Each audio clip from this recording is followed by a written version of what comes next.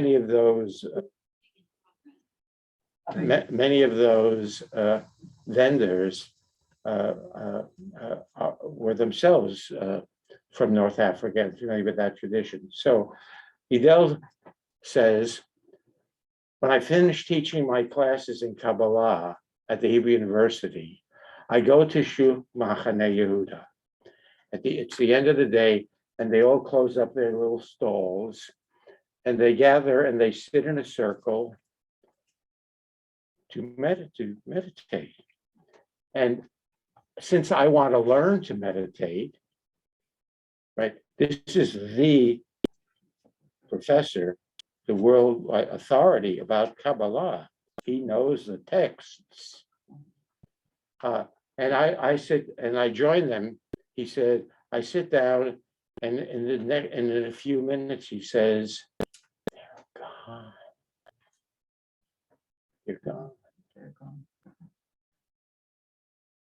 They haven't moved, right? They're gone because they've been doing this all their lives, and they come from a culture that's been doing it for generations. So you don't learn, in a lifetime even to be able to meditate the way they do. So that's what when the text that we're going to look at in a few moments says that four entered the orchard, that's what they're talking about. The orchard means that they began to meditate for the purpose, ultimately, seeing ultimate reality. So let's look at the first page of texts. And what we see is that the desire to gaze upon ultimate reality, you want to call it God, call it whatever you want, it is in fact as old as the Bible itself. And there are a number of texts here that speak about individuals who either wanted to see God or tried to see God or succeeded or didn't succeed. The first one, Jacob, remember he has this dream, he sets up a stone, right? And he sees the staircase leading up to heaven. And he says, surely God was in this place and I didn't know it. Anyway, he wakes up, he says, he names the place Peniel, meaning I have seen God face to face, yet my life has been preserved. Of course, that was in a dream. And the second one, God reveals himself, is going to reveal himself to Moses. Moses hid his face. He was afraid to look at God. And then in number 3, now when Moses says, let me, he says, actually the Hebrew says, Hareni na et kavodecha, let me see your glory. Okay, but we know what he really means.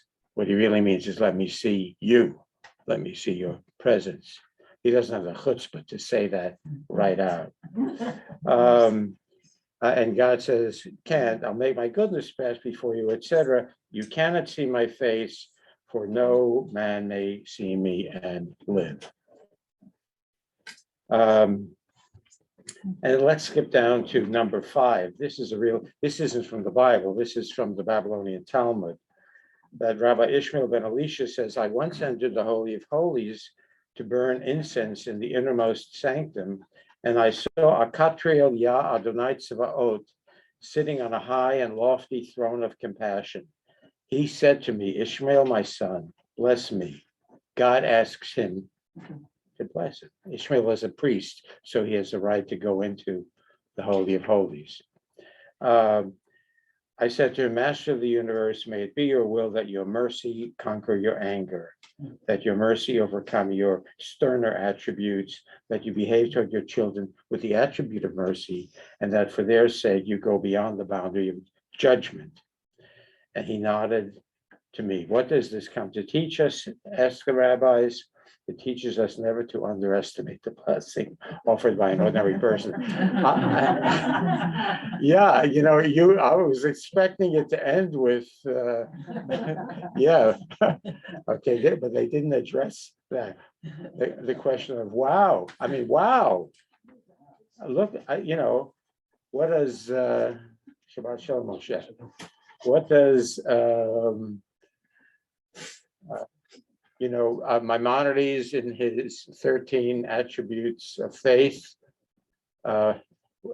which, by the way, the song Yigdal, which we sing on the days of awe, is a poetic rendering of Maimonides' 13 articles of faith, and one of the lines of Yigdal is Ein lo demut haguf, ve'eino guf, lo ya'aroch elav, etc.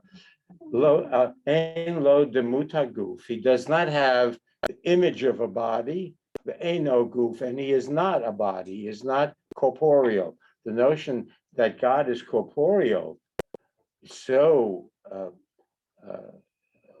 far from most Jewish sources. You're not supposed to think of God as in any way corporeal. God is no thing, nothing. And here's this text in the Talmud that he actually he sees God as a conversation. Wow. Okay. So now we come to the main text. And that is our master's Torah. 4 men entered the orchard, the Pardes. Okay, that is to say, they started to meditate. Ben Azai, Ben Zoma, Acher, and Rabbi Akiva. Anybody know who Acher was? What his real name was? From Milton Steinberg's book. That's right, Milton Steinberg's book, right.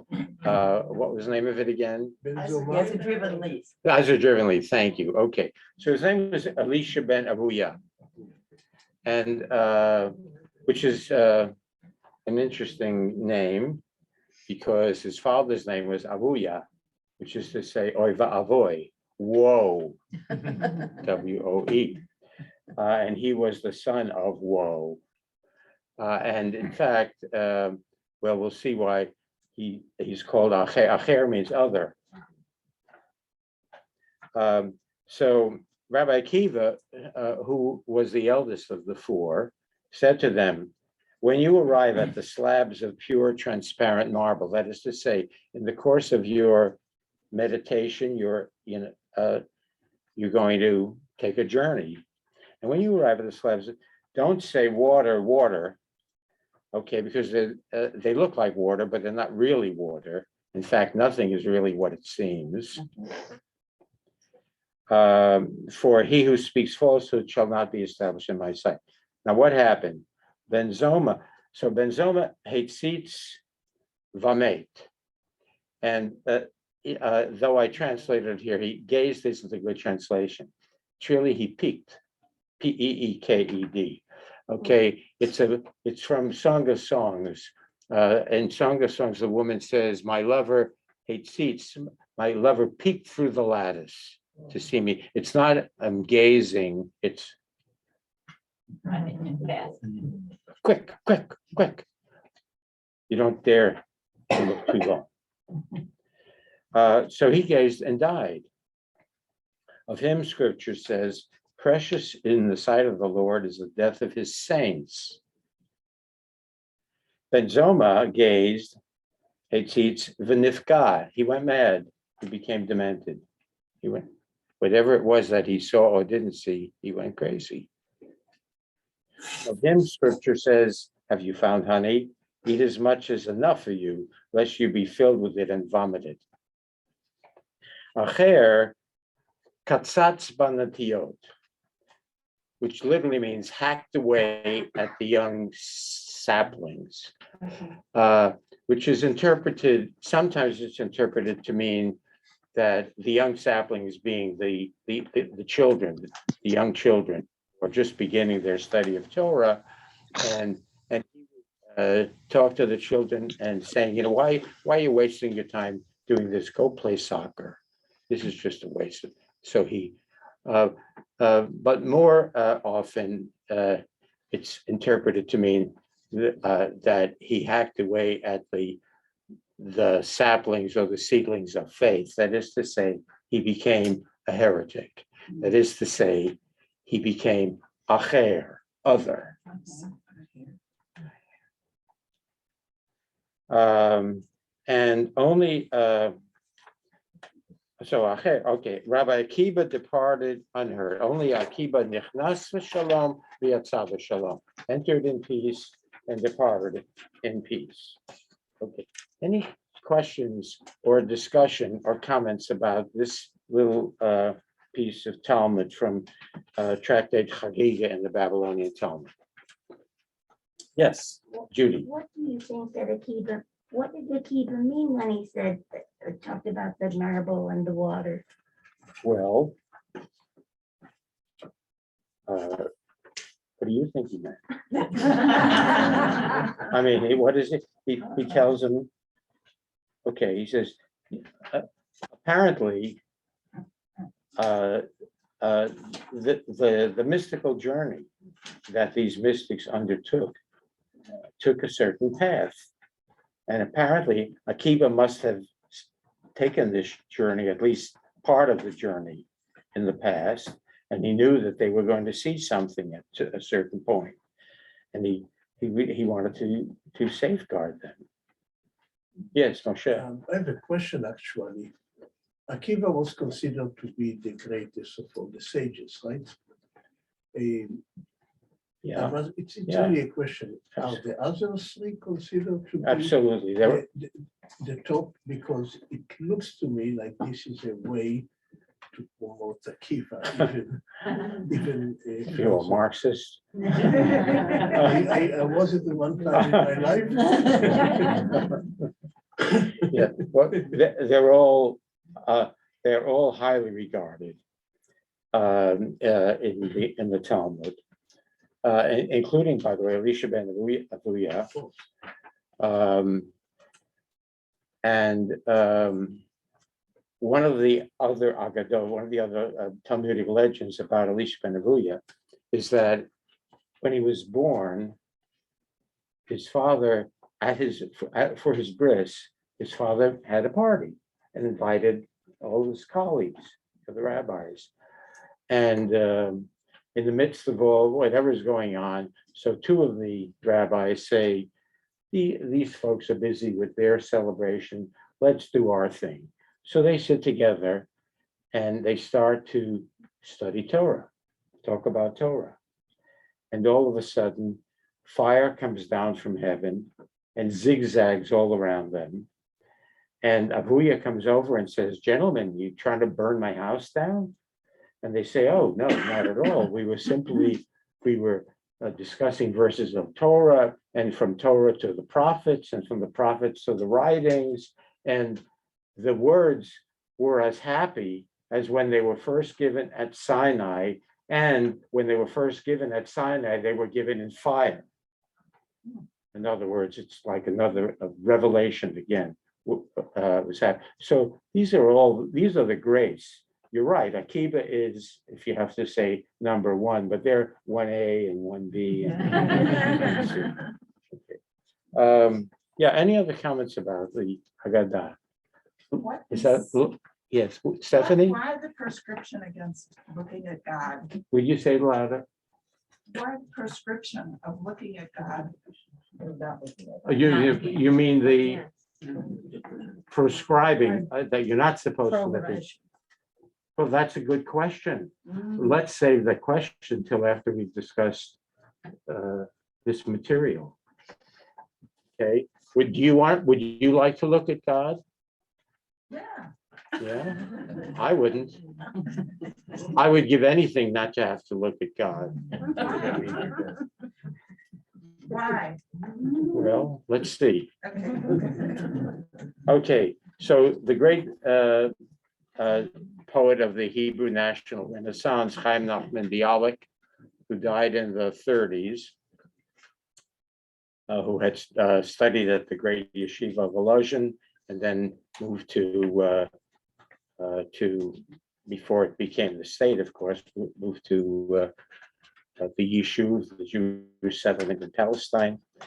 So he wrote a poem based on this legend in the Talmud. And here's his poem.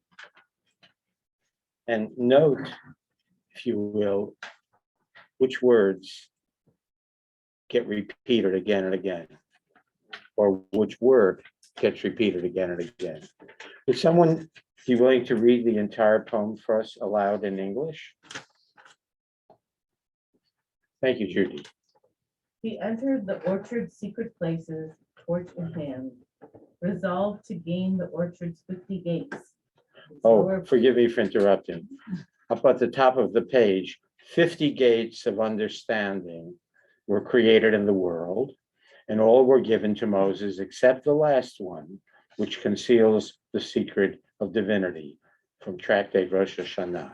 Okay, in other words, in order to get to see the Godhead, to see ultimate reality, one has to manage to go through 50. You remember Kafka's story, Lifnei Shar HaChok, before the gate of the law?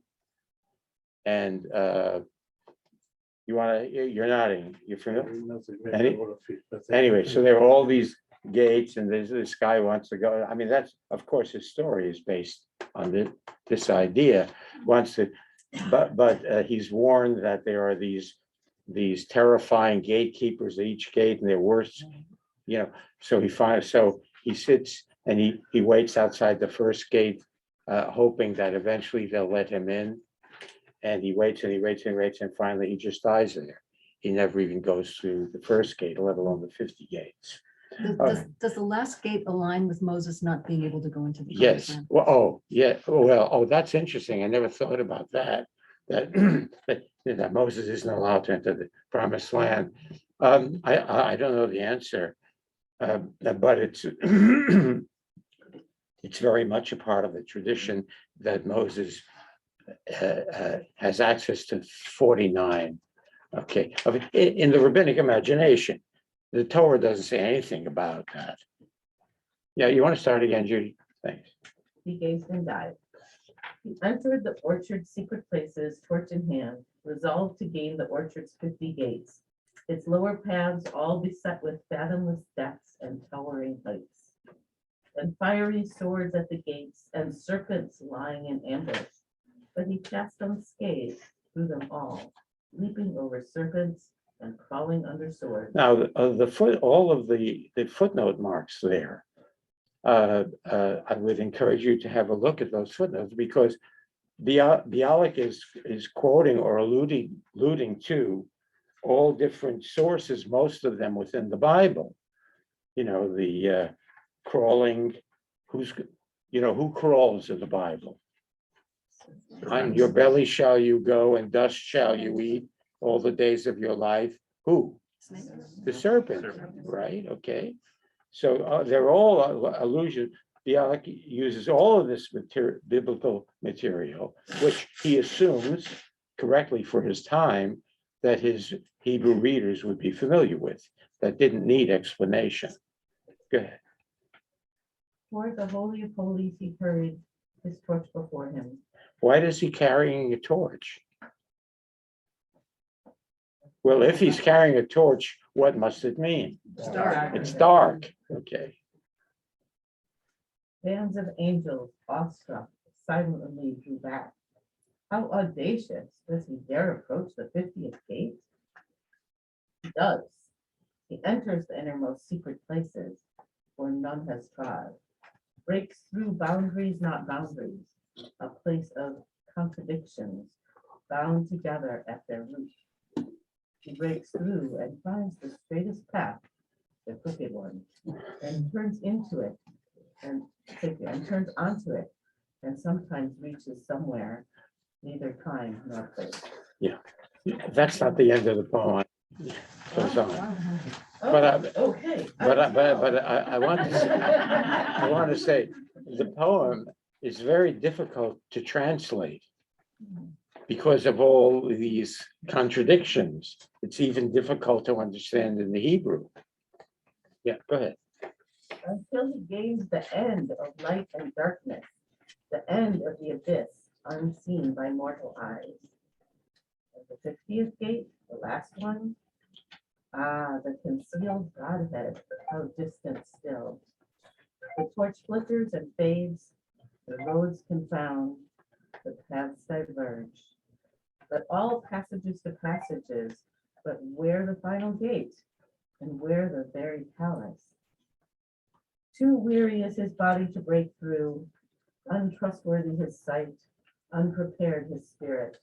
And when he can no longer walk erect on two legs, on his belly does he crawl. And as he licks the dust, a final plea burns unceasingly upon his lips. Oh, that I might enter the 50th gate, but for a moment let me gaze behind the veil.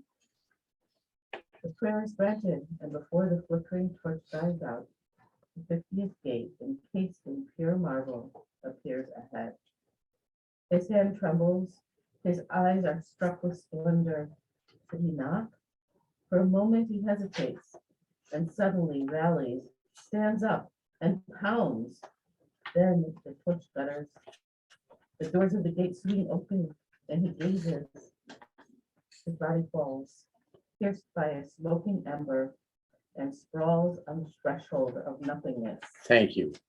By the way, the last line says falls on Al Miftan Blima. So Blima is oblivion, nothingness. Bli ma, without anything.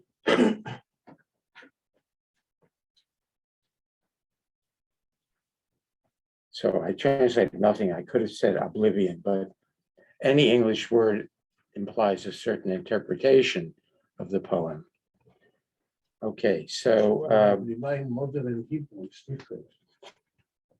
Blima in modern Hebrew. in modern Hebrew, Yeah, you say blima when you stop the car.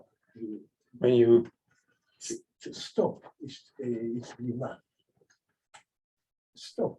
Stop When with you- Mark. Like so. Yeah, so let's say you are in a car. yes, What you do, you bolem, you stop the car. okay, Blima means to stop. okay, No Right. stoppage. That's modern Hebrew. yeah, and not yeah. I don't think that's what Bialik. Yeah, Something that disturbs you Yes. on the way. It's a Sure. blima.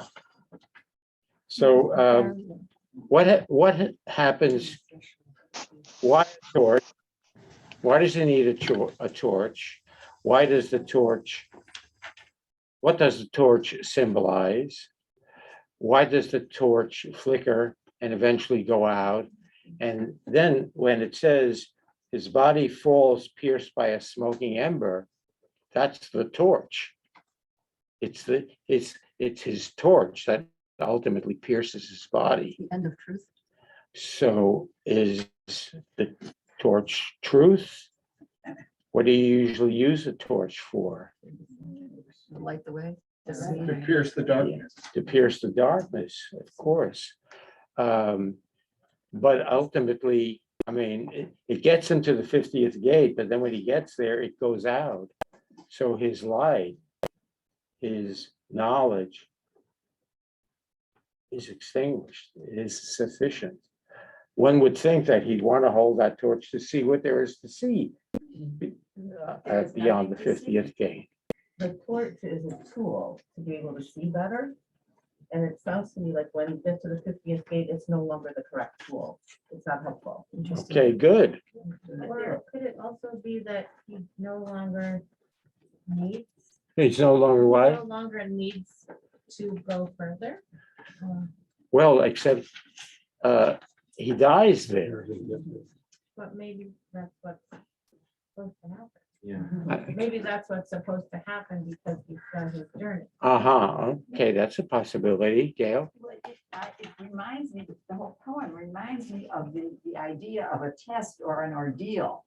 And you see that in literature, like Odysseus is on a journey, looking for something, looking for something.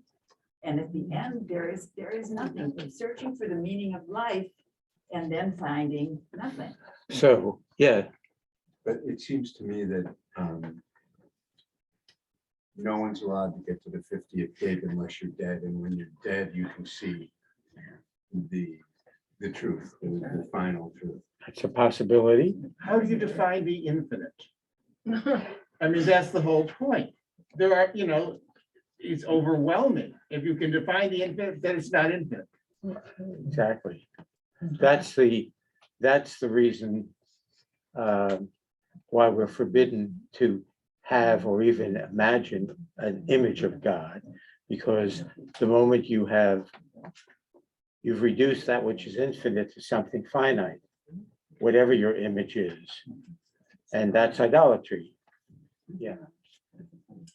It reminds me of the story of Aaron's sons, when they entered the tent of meeting with the forbidden fire, and they were punished. And it reminds me of the idea that, that's in our liturgy, the idea of faith without fanaticism, and that there's a way that the light, as you were talking about last night, the light illuminates and it helps us, but it can also, in the wrong hands, if you will, used for the wrong purposes, it can also obliterate. Okay. I'm also really intrigued by this image of marble that looks like water that you can see through. So when you think about marble, you think about something big and opaque, but in this case, you can see the gate inside the marble.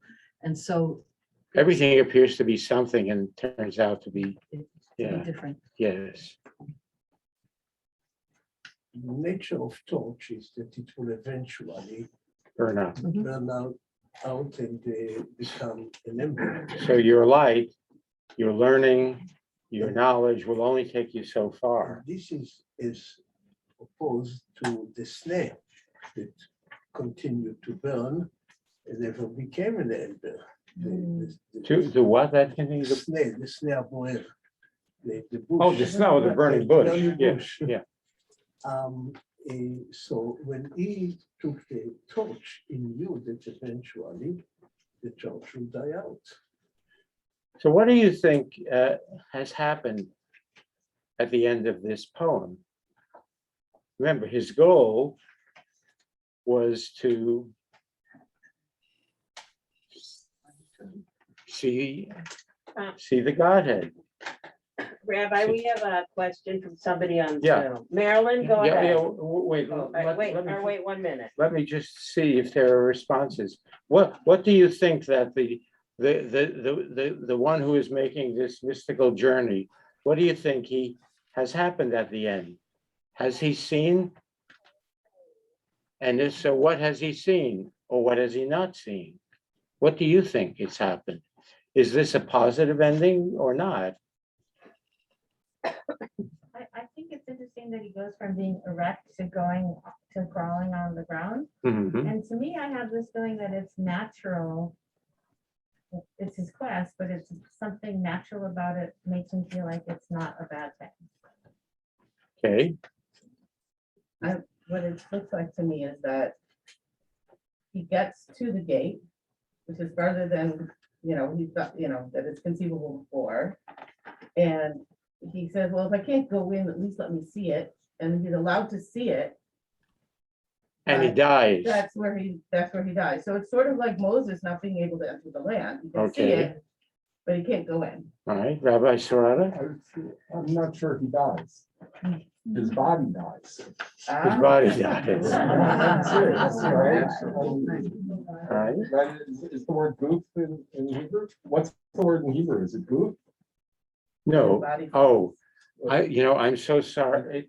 I don't have the Hebrew here. Well, of course, No, in that- the poem. I In the think it's poem, does he goof, use but goof? I don't have the Hebrew here. Yeah, it is good. Yeah, that is his goof, his body falls, right? so he becomes one with the nothingness. Ooh. Okay, I yeah, think he discovered nothing. he just, say it louder. I said he discovered nothing. Well, what does that mean? He discovers, Nothing does was he there. discovers nothing mean that he discovers no thing, The ultimate but no thing isn't nothing. Well, means there was nothing there. I mean, you can break the world, but Well, so I mean, this is the question really. The question is, has he seen what it was that he came to see? And if he has,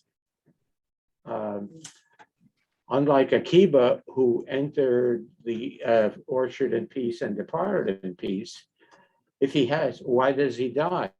Does he die because what he saw was so overwhelming that he simply can't handle it? Or has he died because what he saw was so terrifying that he couldn't go on living? Yeah, I go back to, and I agree with Rabbi Ike, his body's dead, but his spirit, his soul maybe sees things, and that only happens when your body dies. Okay. I think there is a reflection here of another story about Rabbi Akiva when he was tortured by the Roman, Yes. and his disciple asked him, "Here it is, you study the Torah, yada yada, and that's your reward." Zot Torah v'zeschara. And he said, the reward was the studying. The journey, okay. Yeah. But he doesn't say that in the Agadah, though. That's a later comment on the Agadah. Yeah, I think, can we go to Marilyn? sure. Thank you. It's good to see you, Rabbi. Thank you. This is such a gift of time. But I see this story as a story of faith and despair.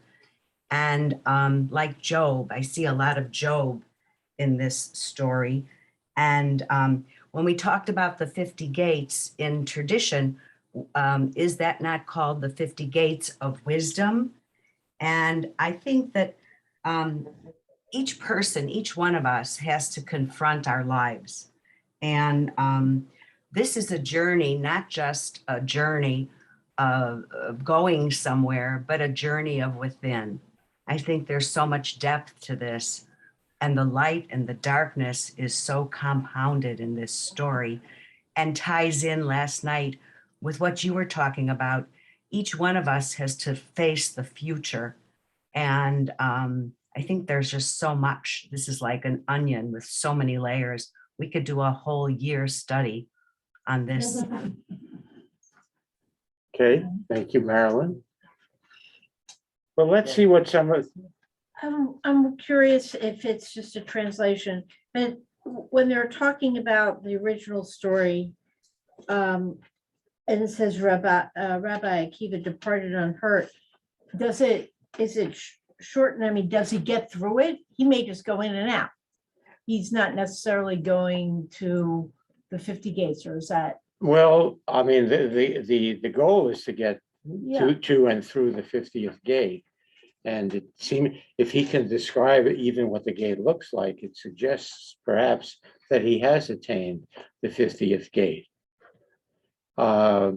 Since Moshe alluded to the legend, the Talmudic legend about the martyrdom of Rabbi Akiva,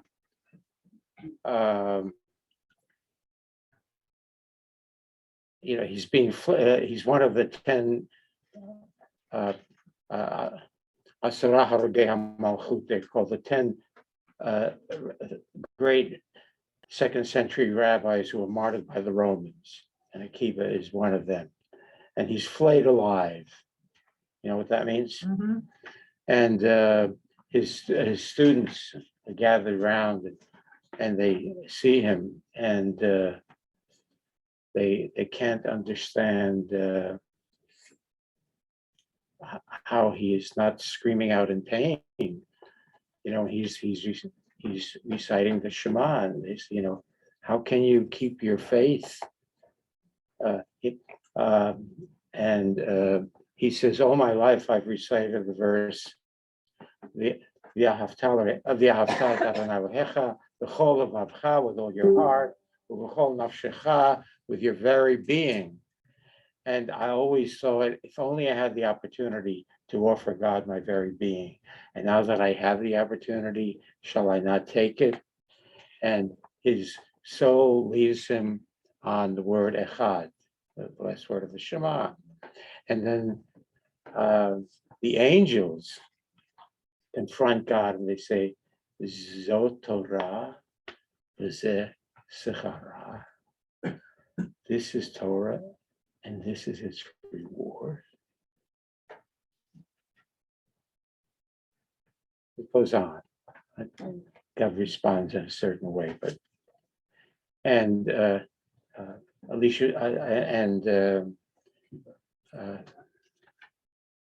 Hanania ben Tradion also is one of the 10, and he's wrapped in a Torah scroll and burnt alive, and students, his disciples, see him looking up with an amazed look on his face and say, you know, what do you see, Rabbi? What do you see? He says, I see the scroll, the parchment is burning, but the letters are flying back to heaven. Of course, the letters have come down from heaven. You can burn the body, you can burn the parchment, you can't burn the idea.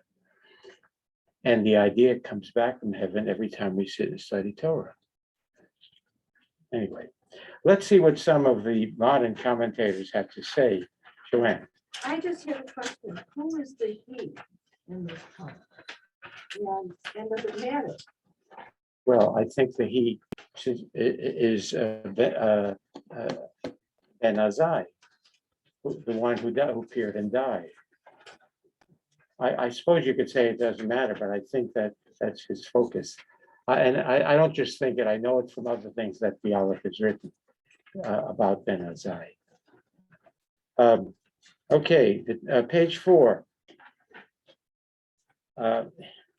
Hillel Halkin, the great translator and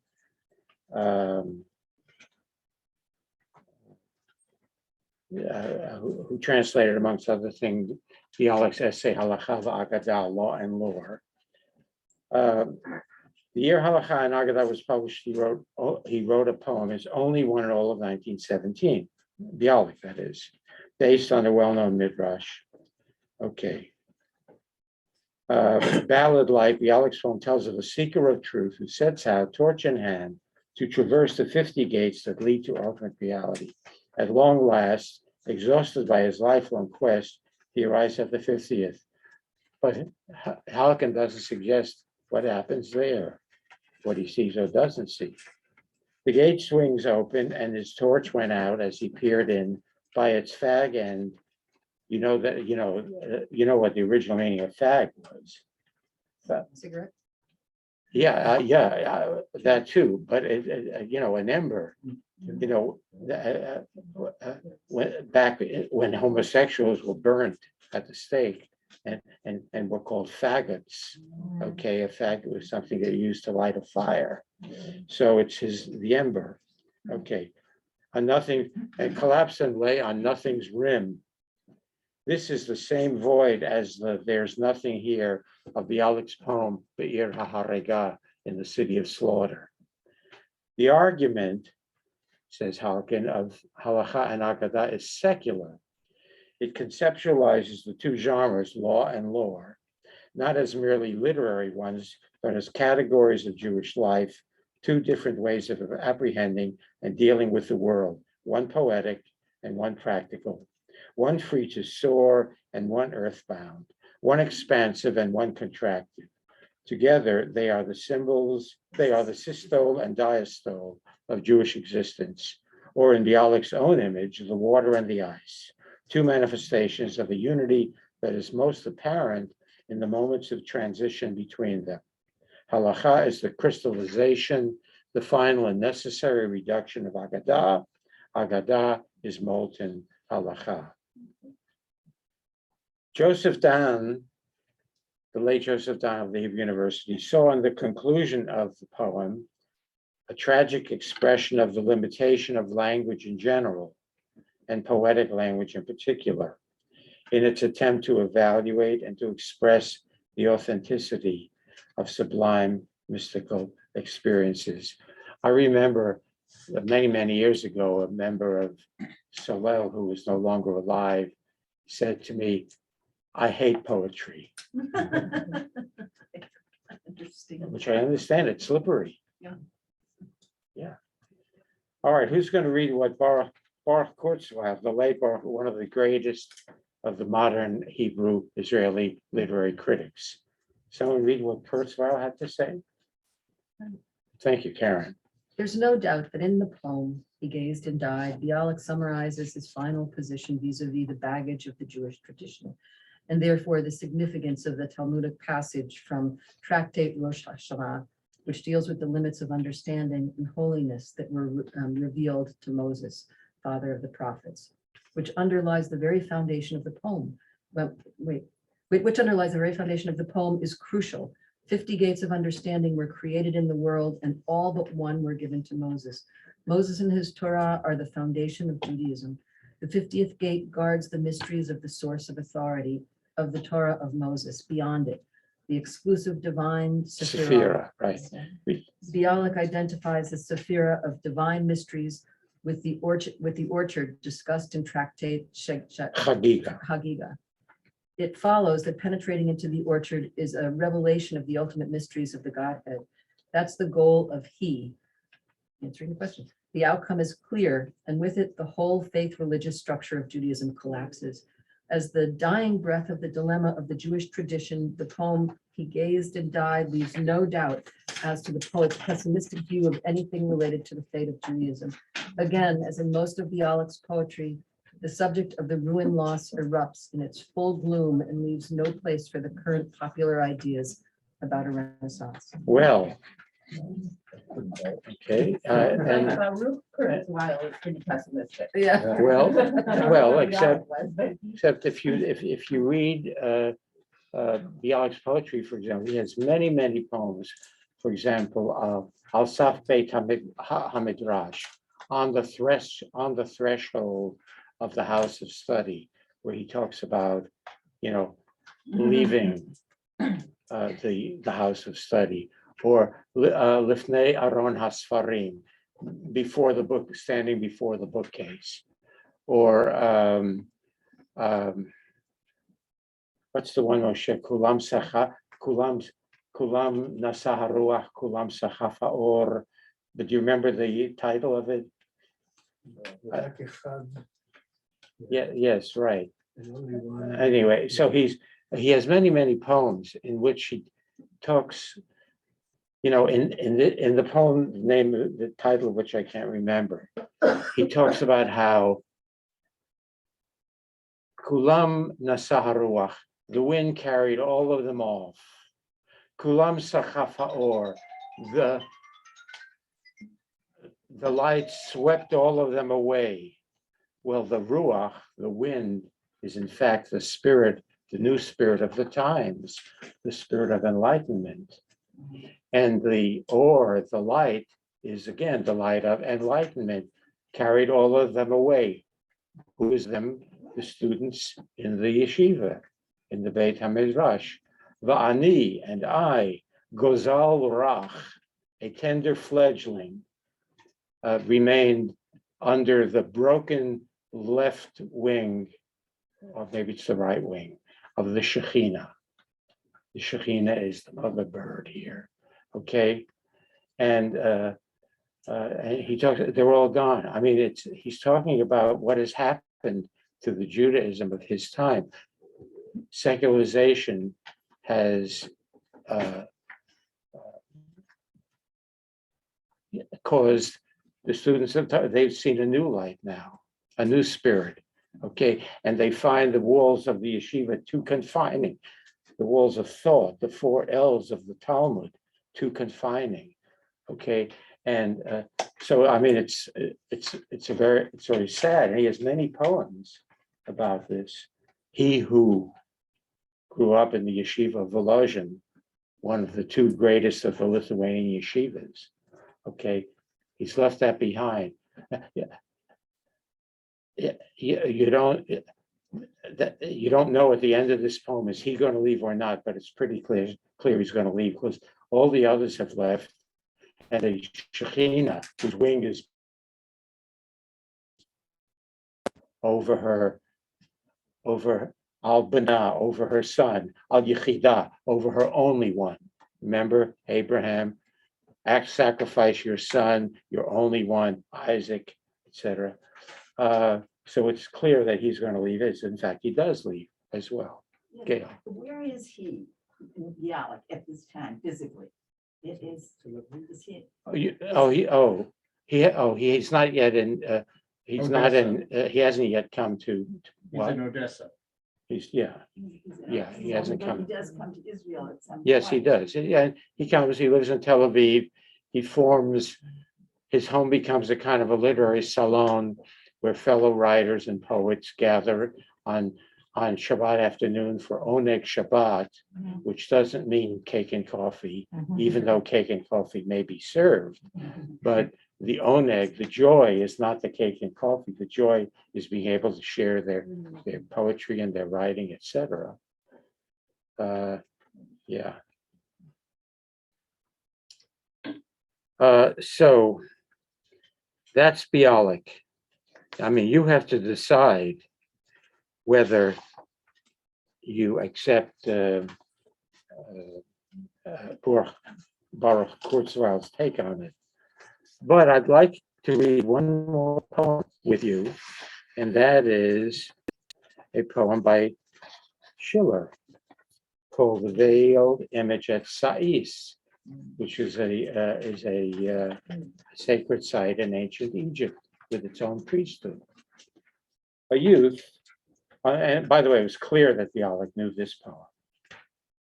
A youth, a thirst for knowledge, hot desire, to Sais came, intent to explore the dark and hoarded wisdom of Egyptian priests. Through many a grade of mystery, hurrying on, far and more far, still pressed the inquiring soul. And scarce the Hierophant is the chief priest who explains things, could cool or calm the studious fever of impatient toil. What, he exclaimed, is worth a part of truth? What is my gain unless I gain the whole? Has knowledge then a lesser or a more? Is this thy truth like sensual gross enjoyment, a sum doled out to each in all degrees, larger or smaller, multiplied or diminished? Is not truth one and indivisible? Take from the harmony a single tone, a single tint, take from Iris's bow. Iris is a goddess and the bow is the rainbow that we see in the cloud. Take a single note, tint from the iris bow, and lo, what once was all is nothing, while fails to the lovely whole, one tint or tone. Now, while they thus conversed, they stood within a lonely temple, circle-shaped and still. And as the young man paused abrupt, his gaze upon a veiled and giant image fell. Amazed, he turned unto his guide. And what beneath the veil stands shrouded yonder? Truth, answered the priest. And do I then for truth strive and alone? And is it now by this thin ceremonial robe that truth is hid? Wherefore? That wherefore with the goddess rests, till I, thus saith the goddess, lift this veil, may it be raised by none of mortal born.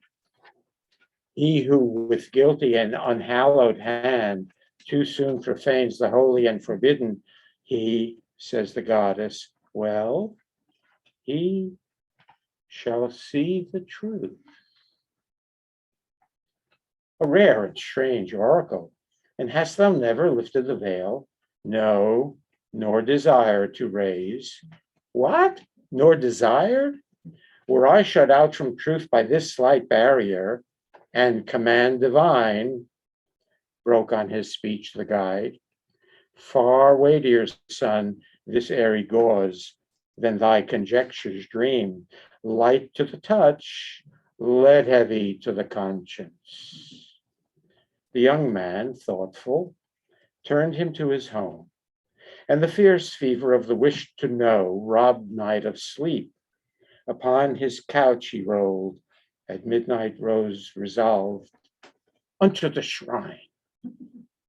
Timorously stole the involuntary step, but light the bound that scaled the holy wall, and dauntless was the spring that bore within that circle's dome the daring man.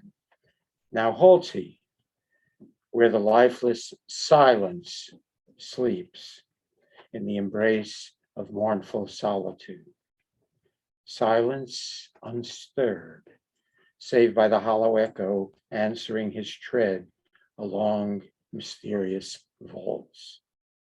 High from the opening of the dome above came the wan shining of the silver moon, and awful as some pale presiding god, glistening down the range of vaults obscure in its long veil concealed, the image stood. With an unsteady step he onward passed, already touched with violating hand the holy, and recoiled. A shudder thrilled his limbs, fire hot and icy cold by turns, and an invisible arm did seem to pluck him back from the deed. O miserable man, what wouldest thou? Thus within the inmost heart murmured the warning whisper. Wilt thou dare the all-hallowed to profane? May mortal born, so spake the oracular word, not lift the veil till I myself shall raise. Yet said it not, the same oracular word. Who lifts the veil, he shall see truth. Behind, be what there may, I dare the hazard. I will lift the veil. Loud rang his shouting voice, and I will see. See! A lengthened echo, mocking, shrilled again. He spoke and raised the veil. And ask ye, what unto the gaze was there within revealed? I know not. Pale and senseless, at the foot of the dread statue of Egyptian Isis, the priest beheld him at the dawn of day. But what he saw, or what did there befall, his lips disclosed not. Ever from his heart was fled the sweet serenity of life, and the deep anguish dug the early grave. Woe, woe to him, such were his warning words, answering some curious and impetuous brain. Woe, for she never shall delight him more. Woe, woe to him who treads through guilt to truth. Alternate translation of the last 13 lines. He speaks, and with the word lifts up the veil. Would you inquire what form there met his eye? I know not. But when day appeared, the priests found him extended senseless, pale as death, before the pedestal of Isis' statue. What had been seen and heard by him when there, he never would disclose. But from that hour, his happiness in life had fled forever, and his deep sorrow soon conducted him to an untimely grave. Woe to that man, he warning said to every questioner. Woe to that man who wins the truth by guilt, for truth so gained will ne'er reward its owner. How is it similar and how is it different from the Alex poem? He still gets to talk afterwards. He still, He still gets to talk afterwards. okay, but in this one, he clearly does survive, but all the joy of life is gone. Why? From what? No longer has a quest. He no longer has the opportunity to look, to study and to look for truth. He's overwhelmed. But by what is he overwhelmed? In effect, the glimpse of the infinite again. What is truth? Well, the truth isn't something that, in this case, the truth of existence. What is the reality of the entire being, the And- essence of the being? And so is the reality of existence that it's joyless? Apparently it was for him. But they distinguish about truth by guilt. Right. So that's important. So who of us is pure enough to enter the 50th gate? Who of us is not guilty of some sin? Which is to say, none of us. Judith, I also was wondering if. will you speak louder, honey? I'm sorry, I was wondering if when you gain truth, you lose all your questions. You lose hope. You lose anything to imagine. There's nothing So- left to know. Right. So if maybe the joy is in the journey and the joy is in the questions and the hope and all that stuff, it's not there anymore because you know truth. Well, for me, truth, capital T, means knowing in fact, is there a God? And the fact that he loses all the joy of life suggests to me that he loses whatever faith he had. And that's why I said earlier that I would give anything not to see what Ben Azai, what Ben Azai saw or didn't see. I don't need to know that. Okay, I want to live as if. Okay, because I mean, you can predicate your life on one assumption there is, or on the other assumption there isn't, and you'll never know which one is correct. However, the one you choose is going to have a tremendous effect on the quality of your life. You know, one of the things I love about Judaism is this sense of, in part, a sense of the existential, but on Yom Kippur, we don't allow somebody else to take on our sins, right? You have to deal with what's happening right now, and ask for forgiveness, not only of somebody else, but of yourself. And I think that in part, for me, this indicates that, you can go towards this goal all of your life and find nothing, or you can spend your time creating quality in your life. Mhm. And that was the revelation. And that's one of the things I was trying to say last night also, okay, that ultimately doing mitzvahs doesn't really depend on whether you have faith or not, that they're their own justification. So happened that 2 days ago, I started to read a book explaining the philosophy of Michel Foucault. Just in The the philosophy of, Michel Foucault. oh, yes, okay. And it starts only 10 pages or 15 pages into the book. And they talk about, of course, knowledge and power. According to Foucault, knowledge is not what happened, is what people agree that is true. And Foucault made a big thing out of it. It's not the reality. You talk in the past, I remember about the Hadar, the historical tools, archaeological tools, etc. And exactly what Foucault created is knowledge. So this knowledge that we think, or we agree that this is what happens. And this is very, of course, we think it's mostly about religious. We don't know what happened. We don't know who Moses was or anybody else. That's why I never trusted theologians.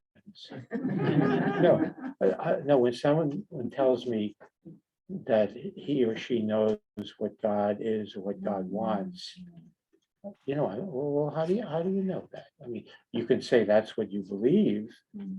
I can understand that, but to speak as though you know.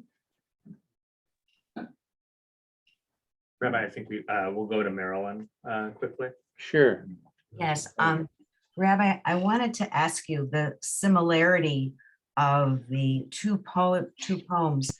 In the first poem, there's truth, that he wants nothing but the whole truth. And in the second poem, rather, that we just read.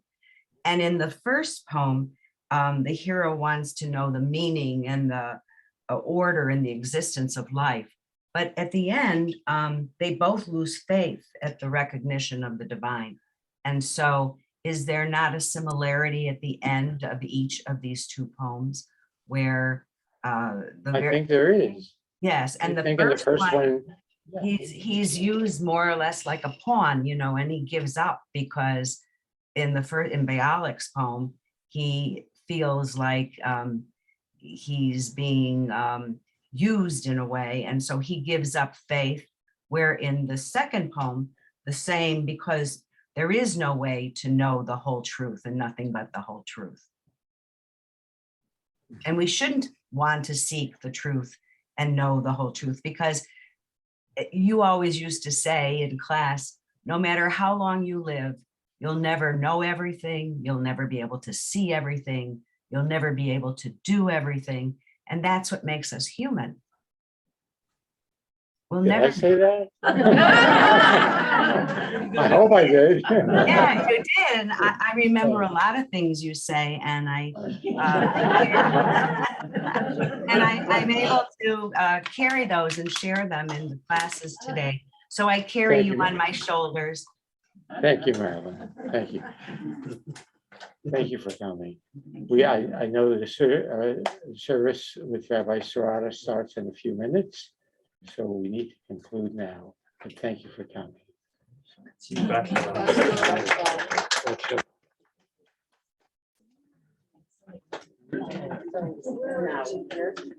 Okay, good.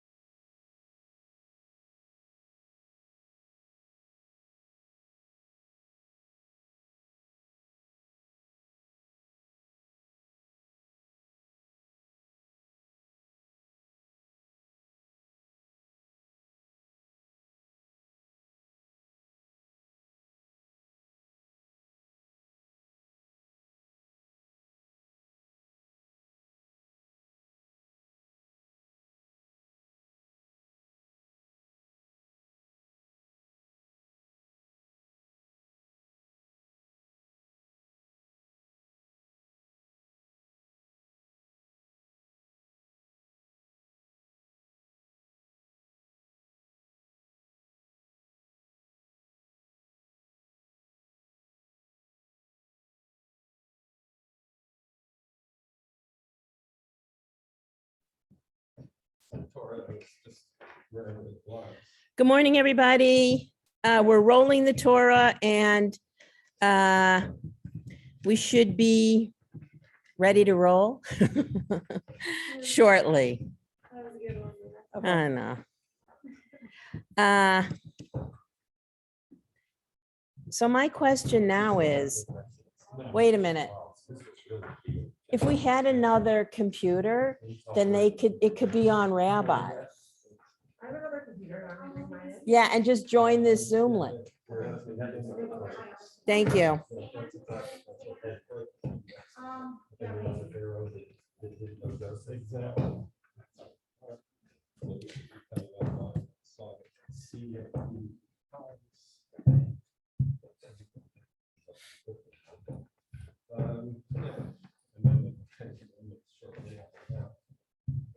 Which at least you know what the 10 Commandments look like when you're rolling the Torah. Nothing else in the Torah that's like that. Yeah. Is it always like that? Yeah. Yeah, and there's the Ten Commandments right there.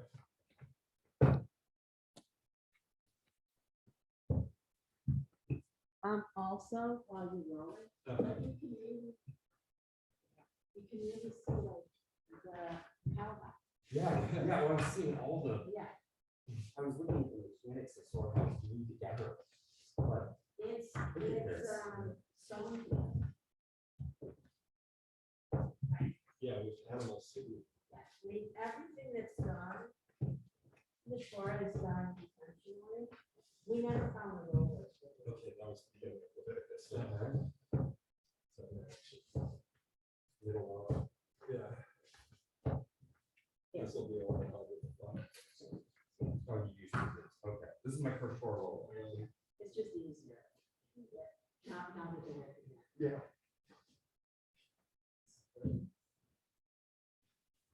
It just keeps on working. Got it all too. Yeah.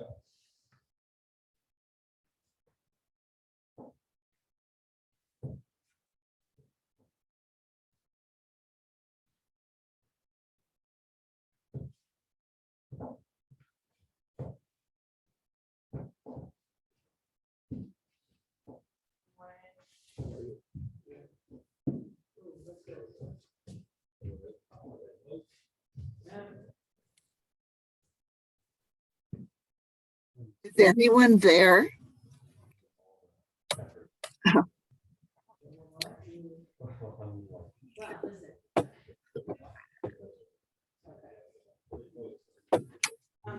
What? Vanessa, Yeah. are we going to have a minion? Give me a. Okay, a tikkun. Yeah.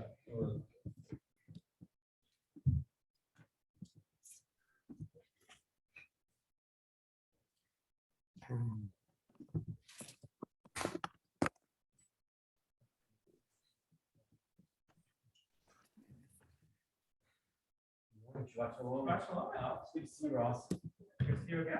Yeah. I've looked at you in a row. We're still setting up here and we're going to get a Bema cam in 1 minute.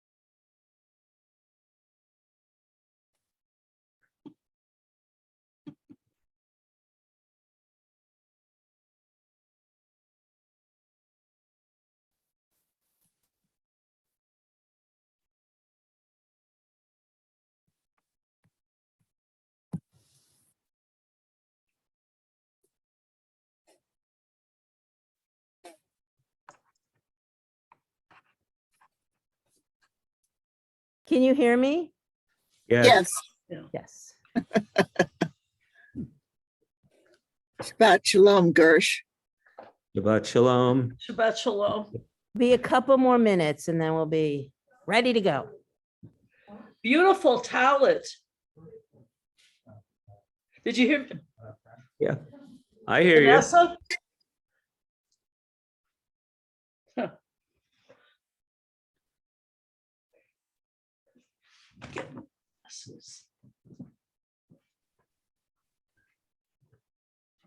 Thank you.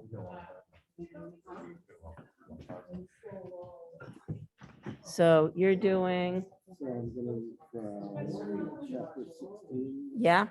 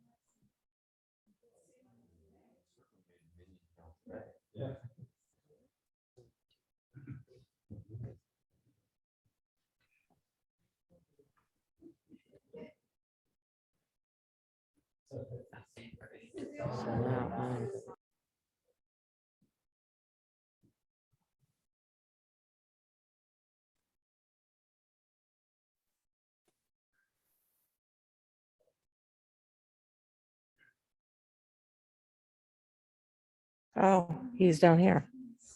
Yeah. I'm gonna be mostly down here. except Okay, for the can we, Torah service. Ross, can you help me lower this?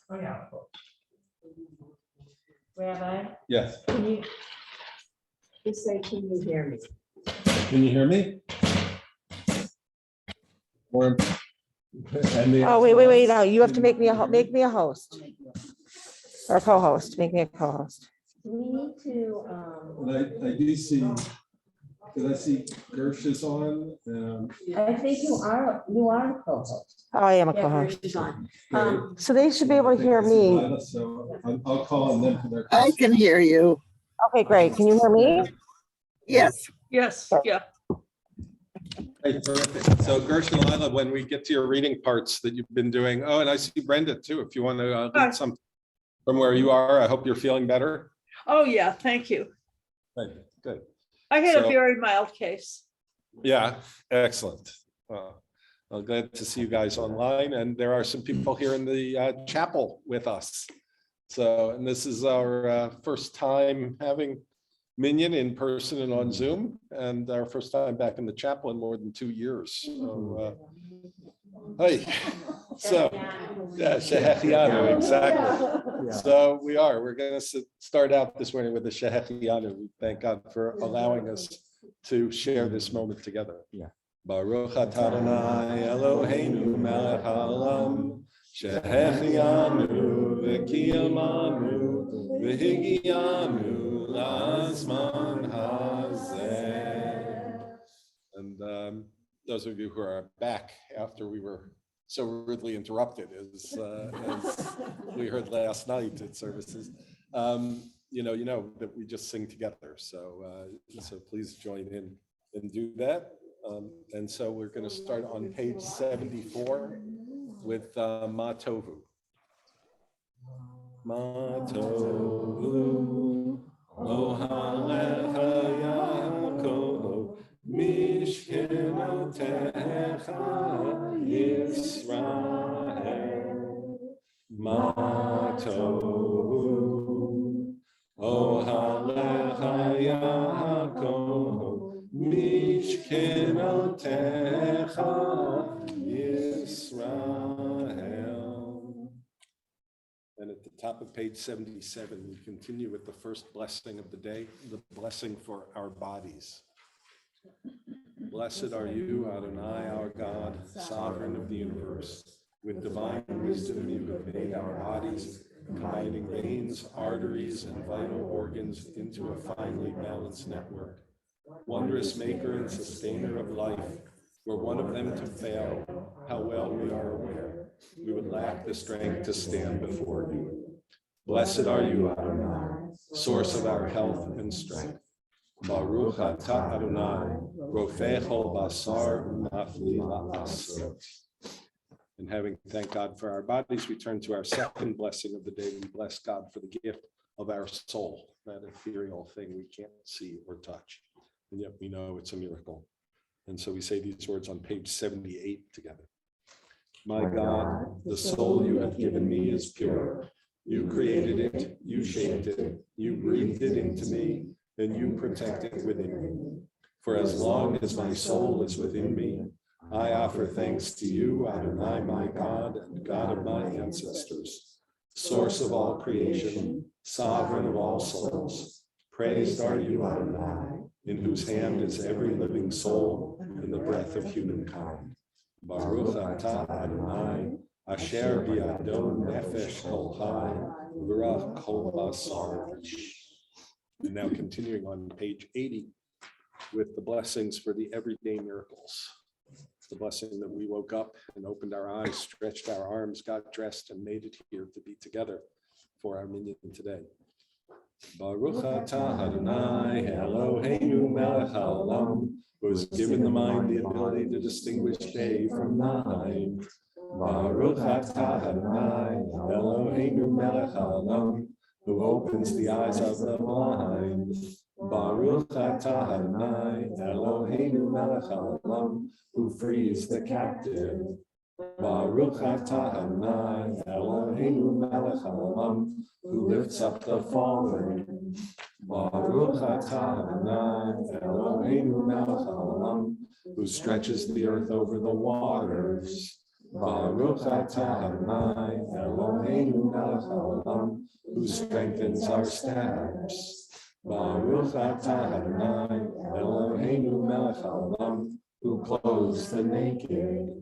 Baruch atah Adonai Eloheinu melech haolam, who gives strength to the weary. Baruch atah Adonai Eloheinu melech haolam, who moves from the eyes, slumber from the eyes. Baruch atah Adonai Eloheinu melech haolam, who made me in the image of God. Baruch atah Adonai Eloheinu melech haolam, who has made me free. Baruch atah Adonai Eloheinu melech haolam, who has made me a Jew.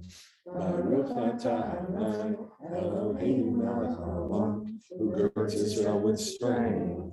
Baruch atah Adonai Eloheinu melech haolam, who crowns Israel with splendor. And then on page 86, we'll say a blessing for the study of the words of Torah, which means in a way that we bless God for our body and for our soul, and now for our ability to understand, to learn, our intellect. Baruch atah Adonai Eloheinu melech haolam, asher kitshanu b'mitzvotav v'tzivanu la'asok b'divrei Torah. Blessed are you, Adonai, our God, sovereign of the universe, who hallows us with mitzvot, commanding us to engage with words of Torah. And so we take body and soul and mind, and we bring that together. And by doing that, we have the power to do good. We have the power to do mitzvot in the world. The reading from the Talmud on page 88 reminds us of that ability to do the things that are limitless, which we can do to make the world a better place. These are things that are limitless, of which a person enjoys the fruit of the world, while the principle remains in the world to come.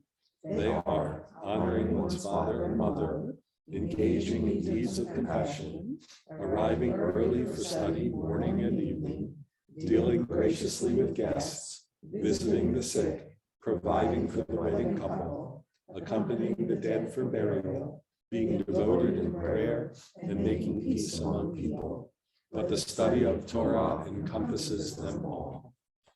We'll turn to words of Psalms. The Psalm for Shabbat is on page 96, Psalm 92. Okay, you want to start us? Sure. Mizmor shir yom hashabbat, tov ve'odot la'adonai, uzamer l'shimcha elyon, uzamer l'shimcha elyon. La'akid ba'boker chastecha, v'hem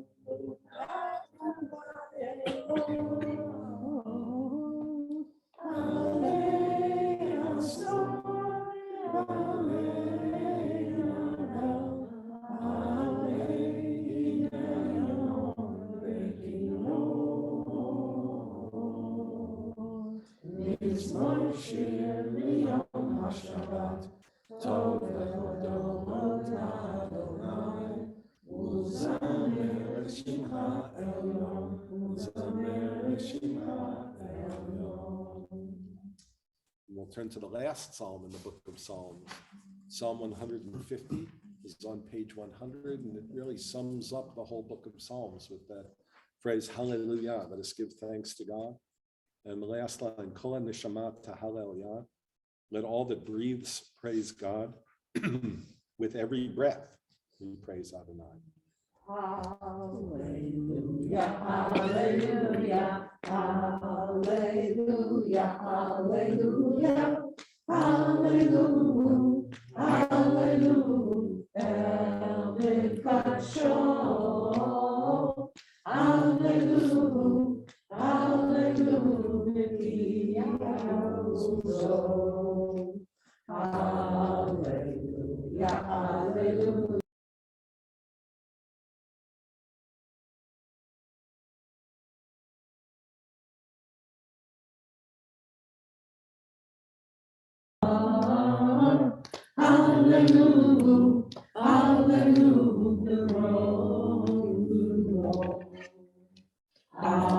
Hallelujah, hallelujah, hallelujah, hallelujah, hallelujah, hallelujah, hallelujah,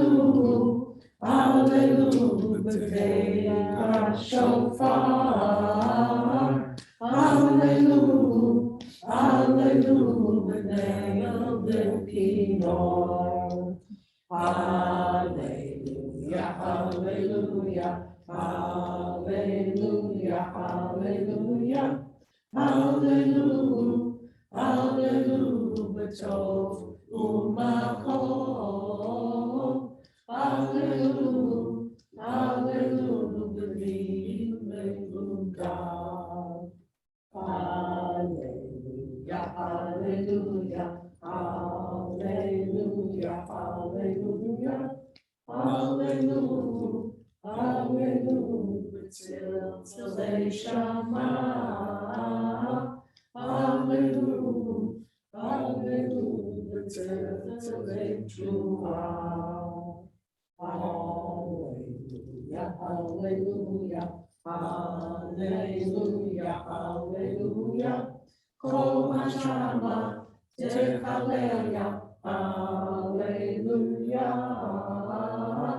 kol hashama techaleya, hallelujah. We'll continue with Chatzi Kaddish, page 106. Yitkada v'yitkada Shemei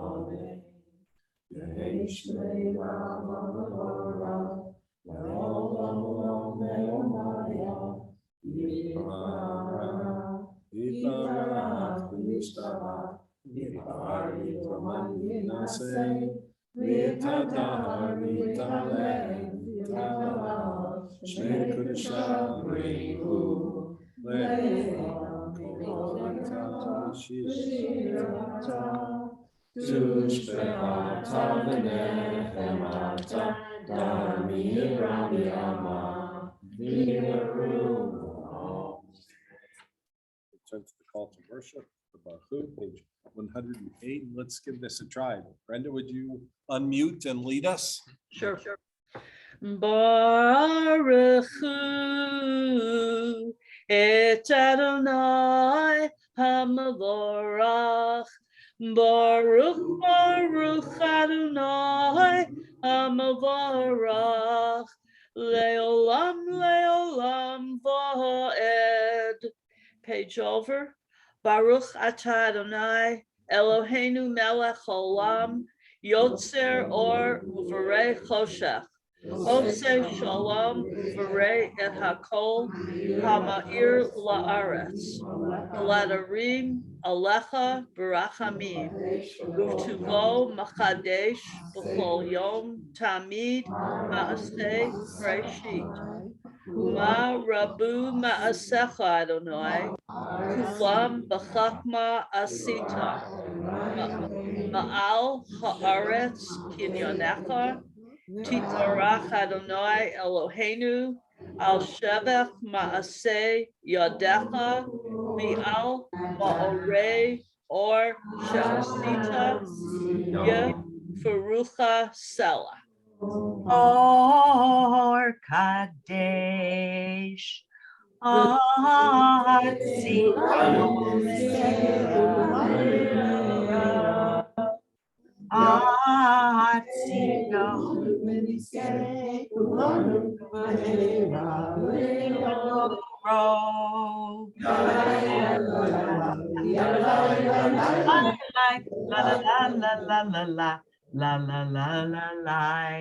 Baruch atah Adonai Yoter HaMorot. We'll continue with the words on page 113. Once or twice in a lifetime, a man or woman may choose a radical leaving. Having heard Lech Lecha, go forth. God disturbs us toward our destiny by hard events, by freedom's now urgent voice, which explode and confirm who we are. We don't like leaving, but God loves becoming. Baruch atah Adonai, Haboher ba'amo Yisrael. Continuing on page 113 with Shema. Shema Yisrael, Adonai Eloheinu, Adonai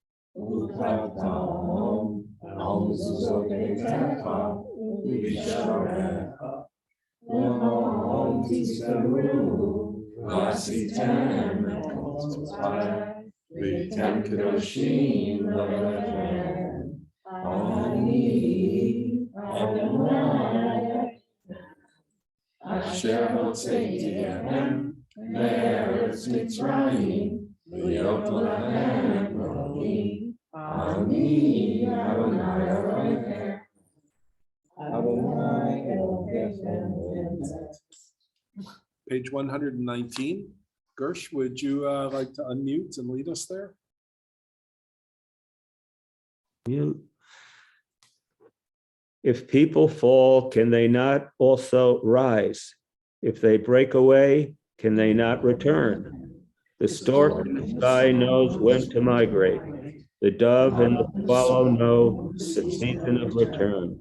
The instinct knows the time to turn back. When the life starts in the conscience of the soul, afraid to sense this day anew, soon the skull of sacred living. Thank you, Gersh. And we'll turn to the Michamocha on page 122. That's where you start us out. Mi chamocha ba'elim Adonai, mi chamocha neder b'kodesh, no ratahilo tosefele, no ratahilo tosefele. Shira chadasha shibru givulim, v'shema al svat hayam, yachad kulam hodu v'kimchu ve'averu. Adonai Yimbo, Le'olam Le'olam Vaed. Adonai Yimbo, Le'olam Vaed. Sur Yisrael, Kum Bezrat Yisrael, Udei Yimecha Yehuda Yisrael. Lo Aleinu Adonai Tzvaot Shemo, Kadosh Yisrael, Baruch Atah. Yes, That's what's in the Torah, in that special format. Yes. Yep. Parts of it. So Michamocha is there in the Song of the Sea. Some of the surrounding verses there, like Tzor Yisrael, are added on, in the story. Lila, would you like to unmute and read on page 125?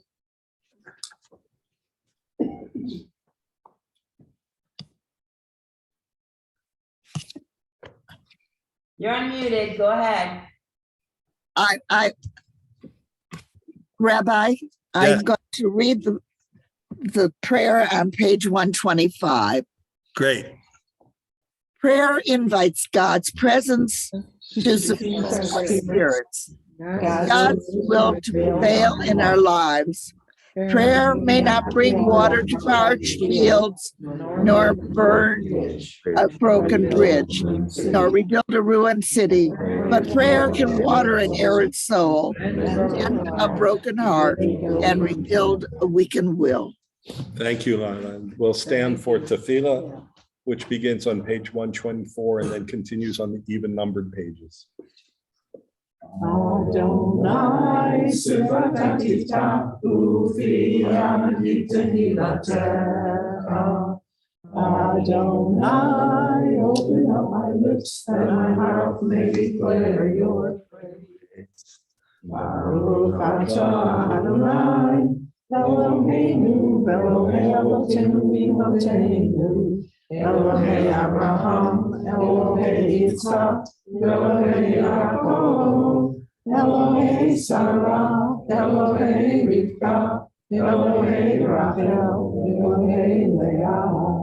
Ha'el Haggadol, Hagibor Ha'amorah, El Elyon, Gomel Chasadim Tovim, V'gonei Ha'chol, V'tover Hasei Ha'rovim Ha'ot, U'mevi'ulah V'ne'erehem, L'man Shalom V'yahava, Melech Ozer U'Moshiach U'Magen, Baruch atah Adonai, Magen Avraham, Ezrat Sarah.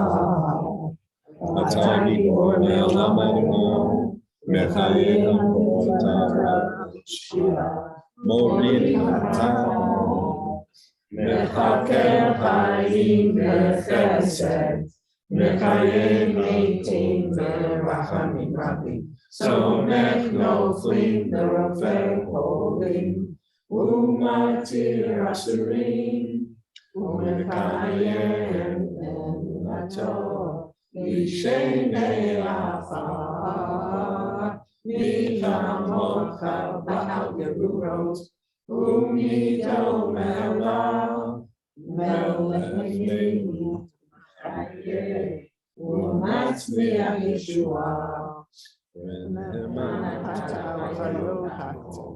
Baruch atah Adonai, b'chayei amen. We'll continue on page 130 with Kedusha. מקדש את שמך בעולם, כשם שמקדישים אותו בשמי מרום, הכתוב על יד נביאך, וקרא זה על זה ואמר, קדוש קדוש קדוש, אדוני צבאות, מלוא הארץ.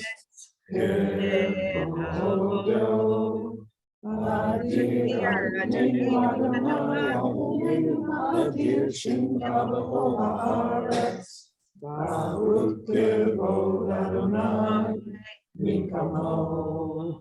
אחד הוא אלוהינו, הוא אבינו מלכנו, ומושיענו ישמיענו, ורחמיו לעיני כל חי.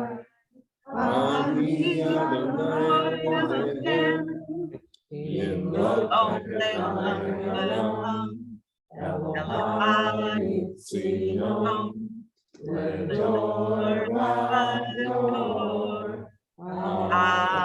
Hallelujah. Adore Bador, adore Bador, adore Bador, adore Bador, adore Bador, adore Bador, Nagita.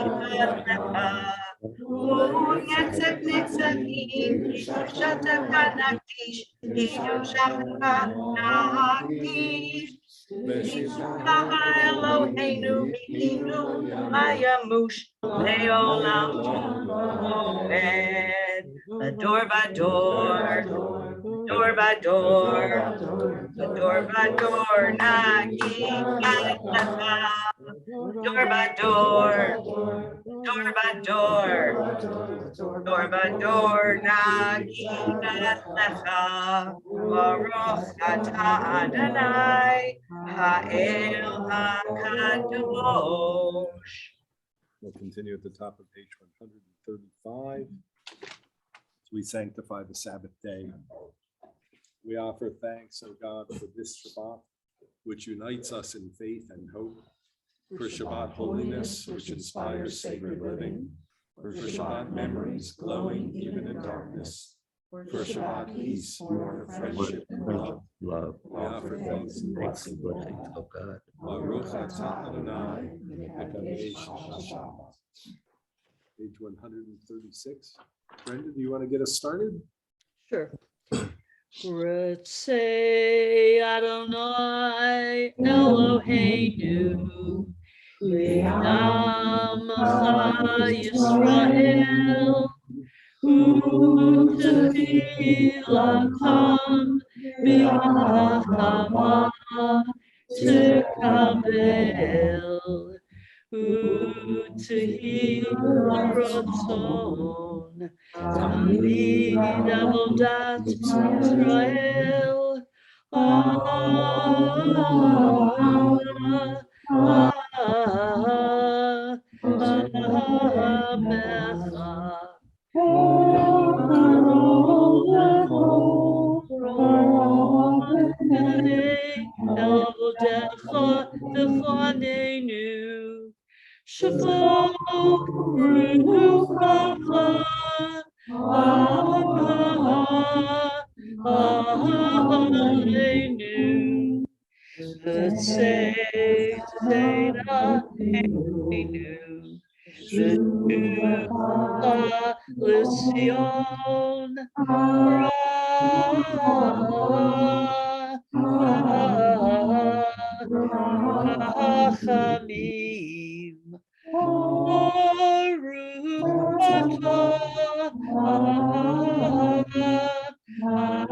Adonai Hamachzir Shekinato Letzion, Letzion, Letzion. Thank you, Brenda. We'll continue on page 139 with a prayer of thanks for the expanding grandeur of creation, worlds known and unknown, galaxies beyond galaxies, filling us with awe and challenging our imaginations. Modim Anachnulah. For this fragile planet Earth, its times and tides, its sunsets and seasons. Modim Anachnulah. For the joy of human life, its wonders and surprises, its hopes and achievements. Modim Anachnulah. For human community, our common past, future hope, our oneness transcending all separation, our capacity to work for peace and justice in the midst of hostility and oppression. Modim Anachnulah. For high hopes and noble causes, for faith without fanaticism, for understanding and views not shared. Modim Anachnulah. For all who have labored and suffered for a fairer world, who have lived so that others might live in dignity and freedom. Modim Anachnulah. For human liberties and sacred rights, for opportunities to change and grow, to affirm and choose. Modim Anachnulah. We pray that we may live not by our fears but by our hopes, not by words but by our deeds. Blessed are you, Adonai. Your name is goodness, and you are worthy of thanksgiving. Baruch atah Adonai, atov shemcha u'le'olam ha'olam. At the bottom of page 141, continuing the prayer for peace. Grant us peace, your most precious gift, O eternal source of peace, and give us the will to proclaim its message to all peoples of the earth. Bless our country as a safeguard of peace, its advocate among the nations. Make contentment reign within our borders, health and happiness within our homes. Strengthen the bonds of friendship and fellowship among all the inhabitants of our world. Plant virtue in every soul, and may the love of your name dwell in home and heart. Praise are you, Adonai, who blesses your people with peace. Baruch atah Adonai, haborech et haol Yisrael b'shalom. We'll pause for a moment of private prayer and meditation on the Shabbat.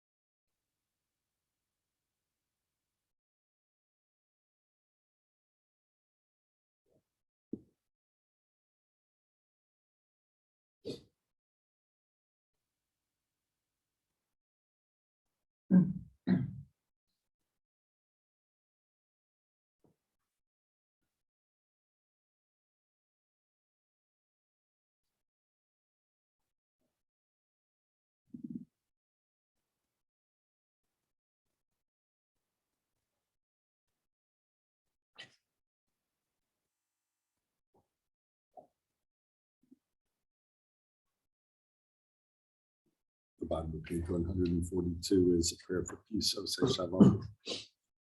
Oh, say shalom Bimralah. Say shalom Aleinu. Ve'al kol Yisrael. V'imru, amen. Yaseh shalom. Yaseh shalom.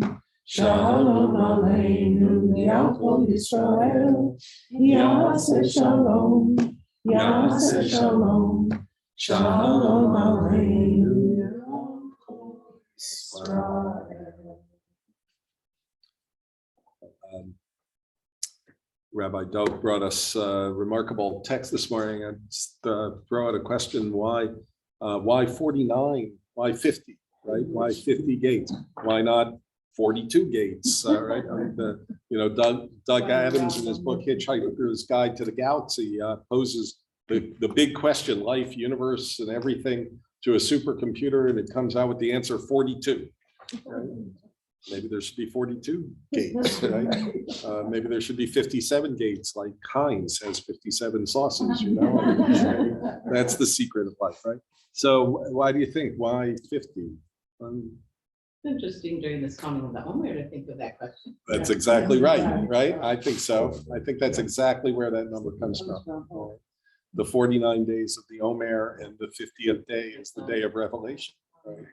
The day that the Torah is revealed at Sinai. Yeah, you know, I think that's why, right? I mean, the idea is that if we were to take the 49 days of Omer really seriously, right? We really, then we would get to the 50th. You know? Then you get to all the questions that came up today, right? What happens when you get to the 50th? I'm sorry. Well, I don't know. I'm not sure about that, actually. I might have a disagreement, certainly with the last commentator on that poem was so negative. It's the end of Jewish commitment and Jewish life. Rabbi Dove started with talking about Kabbalah a little bit. We didn't really get into Kabbalah very deeply there, but there is a tradition about studying Kabbalah, you know, that you're supposed to be over 40 years old, be married, and have a beard. Those are the, you know, which looking around the room, I'm the only one who qualifies. You know, so with some trepidation, we step into this, right? I mean, obviously the beard thing is a sexist thing. Let's sort of discard that one, but they wanted you to be mature enough and grounded enough in life before studying Kabbalah, because it is fundamentally ungrounding. You know, because we are grounded in the things of this world. And I mentioned to Dov at the end, the word he chose for the last word in the poem in his translation is the perfect word, nothingness, because it can also be read as no thingness, right? And that's what, in a sense, what Kabbalah teaches, right? That there is a mystery that is active in the world all the time. And so when those four rabbis enter into paradise, it's translated, Pardes, by the way, is a model for Torah study, right? It's an acronym, Pashat, Remez, Darash, and Sod. Right, those four letters spell Pardes. Pashat means the simple level of Torah, right? The story, what's going on, right? Remez is going a step deeper. Darash, the same root as Midrash, right? And Sod finally is the deepest level, the secret, right? The secret that Torah reveals if you get deep enough. And most of the time we just live in the Pashat, right? You know, because if you didn't live in the Pashat, you'd never get anything done. Right? The grocery shopping, right? I mean, that is the thing, become unmoored from reality through your study of mysticism of Torah, right? You know, you would literally starve to death. So we have to live in the world of Pashat. Yeah. I'm thinking maybe to the Orthodox families that I know in Israel, maybe the reason that the women can't come and that they exclude them is that they could do all of those things, because in a couple of families I know, the men study all day and the women. Yeah, and so there is sort of that's a part of it, right? And maybe why you're supposed to be married when you study Kabbalah is otherwise you'll float off into the ether, right? You know, but yeah, the women become they live in the Pashat. So you know, this is it's obviously a sexist tradition. I'm not comfortable with it. It's the reason I'm a Reformed Jew, you know. But that's one of the ways that they've dealt with this problem is the women live in the Pashat. You know, they take care of things so that their families don't starve, right? Which includes working for a living, you know, making salaries as well as grocery shopping and cooking and all of that stuff. so that the man, in theory, can enter the Pardes. Right? I mean, that's the kind of model that they've. And so I would say that in the story of the four rabbis, all four of them enter Pardes. Yeah, but not all of them come back. And that's the point, right? Is that each one in his own way, you know, one of them does see the whole thing, right? And promptly dies, right? The question is answered. There's no more reason to go on, right? One of them goes crazy, right? Loses his mind. I mean, it's too much. He becomes unmoored from the thingness of the world. Right? And Elisha ben Abuya, the other, right, becomes, I would say, becomes unmoored from Judaism. I mean, he comes closest to what that last commentator says, right? Is once you discover the mystical oneness of all things, there's no longer any difference between Judaism and any other faith, right? There's no particularity anymore. And that's essentially what he argues. And we actually might be closer to him than any of the four in some ways, right? When, you know, we understand, I heard the Dalai Lama say once that the spiritual journey, you know, that we all start in the same place, we end in the same place. The journey is the roadmap that we take, right? So we recognize that everybody else's roadmap is just as good as our roadmap. Yeah. That's an Elisha ben Abuya kind of statement. I mean, you the know? Tao Te Ching says exactly like no thing, right? It talks about no thing enters no realm. It's this idea of oneness. Yeah. And the Kabbalah says the exact same thing. Yeah. Right? You know. What I love about the mysticism about Kabbalah is like the direct connection with God, like forming this relationship. Right. And that really appeals to me. It resonates. Yeah. It's very powerful stuff. Right? Yeah. Only Akiva, according to the story, you know, goes and comes back and so is able to sort of transverse these two worlds, right? This knowledge of the no thingness of the world and the living in the everyday reality of thing, you know? And so that it is aspirational for the Kabbalists, right? There's it's from Zen, and then Donovan wrote a song about it. It's first there is a mountain, then there is no mountain, then there is, right? You know, it's a good song actually. If you haven't heard it lately, go find it. But it you know, it's a Zen koan, a proverb, right? You look and there's the mountain, it's beautiful. Then you realize that there is no thingness, right? So the mountain isn't really there, and then you come back to the world of thingness, and there's the mountain, right? And its beauty. And so you transcend the beauty of the mountain, and then you see the beauty of the mountain, right? And so that's what we aspire to. So, I couldn't help reflecting on what we were studying this morning, but so this is the 14th day of the Omer. So we can say the blessing for the counting of the Omer. 278, I think. 78, yeah.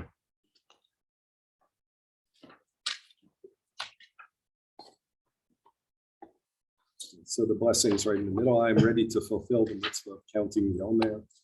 Baruch atah Adonai Eloheinu melech haolam asher kidshanu b'mitzvotav v'tzivanu al sfirot haomer. Our praise to you, Adonai, sovereign of all, who hallows us with mitzvot, commanding us to count the Omer. Today is the 14th day, which is 2 weeks of the Omer, of the 14th gate, if you like. The 14th step on the journey from slavery to revelation. And we'll turn to the reading of Torah. And anyone who wants to, why don't you come up onto the bima? We'll take out the scroll and read a little bit. Yes.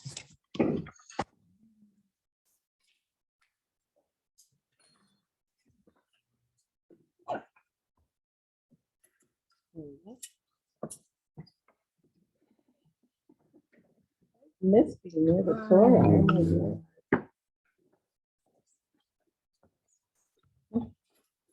So we came in this morning and looked in some Torah scrolls, and here we're all rolled to Bereshit because it's been so long since we've been in here. So you know, to very quickly get to the middle. Let me see. I've got this one.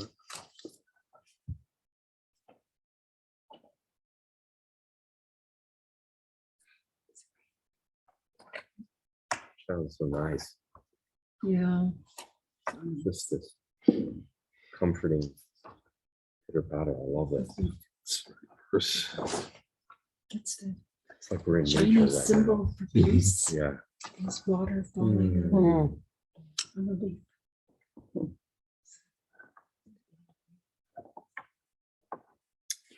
just about to find the right spot here.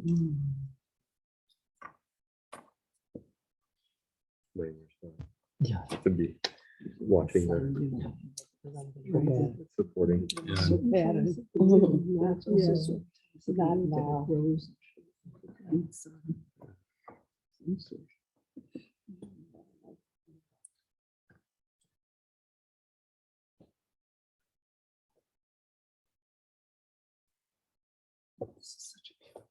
Yeah, enjoy the room for me. This is one of those spots that isn't exactly apparent. It's Yeah. like the odd side.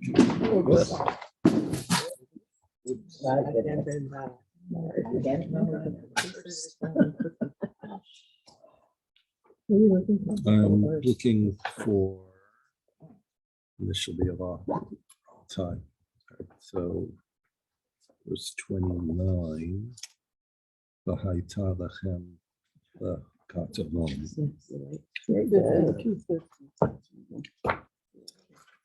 There's the beginning of the remote.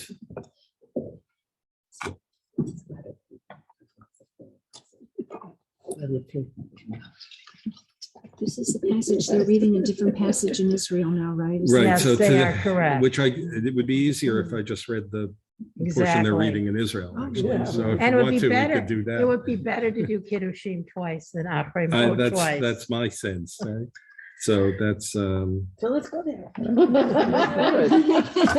Sorry. Just found this place. no, I didn't. Oh. But here's the beginning of Kiddushim. So There we go. I- Oh, now I got it. I got it. that's much easier to find. So let's say the blessing together. Baruch Adonai Haborah. Baruch Adonai Melech haolam va'ed. Baruch atah Adonai Eloheinu melech haolam, asher bachar banu mikol ha'amim, v'natan lanu et Torato. Baruch atah Adonai noten ha'torah. Vaydaber Adonai el Moshe lemor, and God spoke to Moses, saying, Daber el kol adat b'nei Yisrael, speak to all of the community of the children of Israel, va'amarta alehem, and say to them, Kedoshim tehiyu, ki kadosh ani Adonai Elohechem. You shall be holy because I, Adonai, your God, am holy. Ish imo ve'aviv tira'u ve'et shabtotai tishmaru. Every man and his wife and his household will revere my Sabbaths and keep them. Ani Adonai Elohechem. I am Adonai, your God. Al tifno el ha'elilim ve'elohai masecha lo ta'asu lechem. Ani Adonai Elohechem.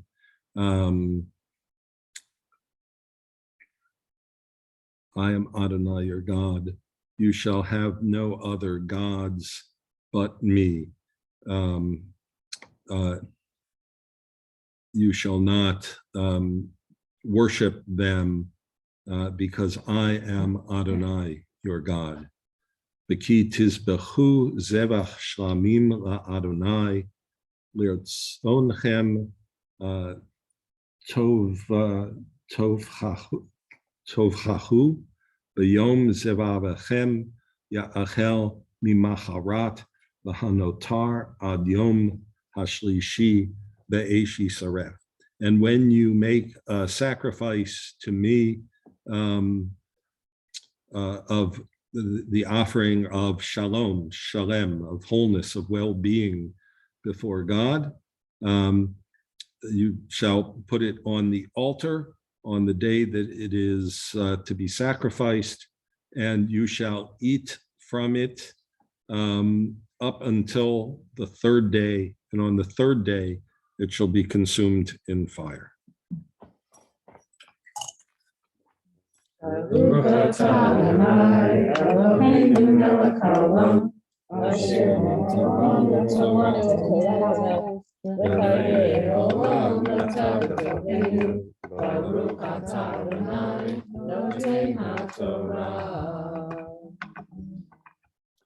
Comes from Kiddushim, which is right in the middle of the book of Leviticus, which is the third book of the Torah, which means that this section, The which middle of the middle. it's the middle of the middle. It's right I mean, you can almost tell it. You got to roll it a little tighter to see, but it's really, almost the exact center of the Torah. that we read from. So the heart of the Torah. And it makes it easier to do the Haggadah that way. Yeah, right. I mean, some people really like it when it's all on the right or all on the left. It depends on how dominant your hands are, but but it is generally easier. There's a belt somewhere too. Yeah, it's underneath. It's over there. Yeah, but we're going to say Misha Beirach, right? Oh, yeah. Sure. Find the list here. Okay. 253. Yeah.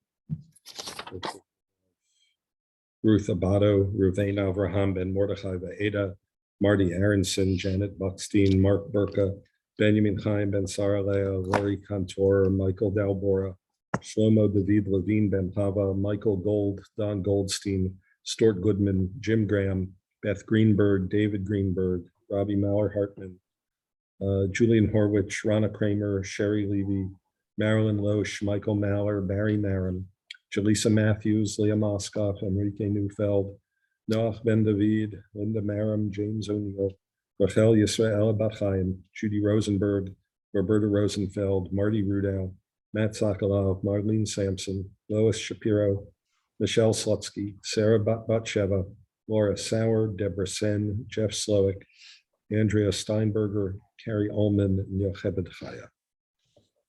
Names you'd like to mention, we'll go around. Leslie Flats, Levine Krenzel, Stan Shapiro, Phyllis Guerin, Gary Shoulders.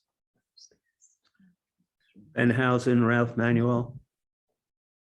Irene Shanes, Michael Stutzman, James Neerad. Lois, excuse me, Lois Goldberg, Diane Grauer, Neil Reisman, Wayne Silverman, and Judy and Lisa. And I heard Gersh. Did we miss anybody on that? I have William Pierce, Suella Greenwald, Dick Greenwald, Maureen Weiner.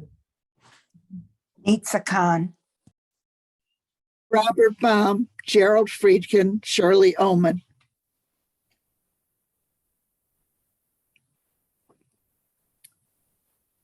Did we get everyone online? Great. So Daniel Zacharia Bendino, Sarah Rosenbluth, Jay Mamona Golden, Zaid Bendino, Sarah Bat Denise, Reed Halevi Ben Fayed Spia,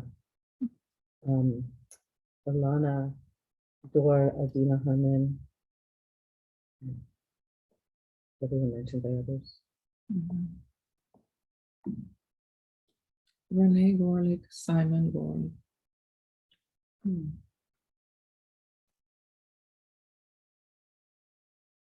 Oliver Mim, Nikki Van Buren, David Cooperman, and Shirley Weiss. So you got anything? So please join in singing the Mishabera.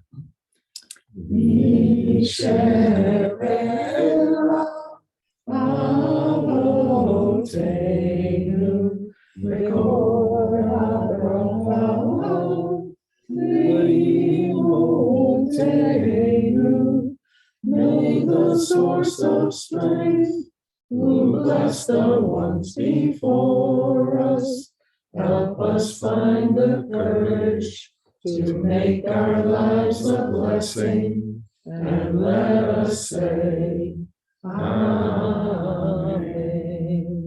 Mishabera imotenu, Mekor Abraham, Avotenu, bless those in need of healing with refuah shlema, the renewal of body, the renewal of spirit, and let us say, Amen.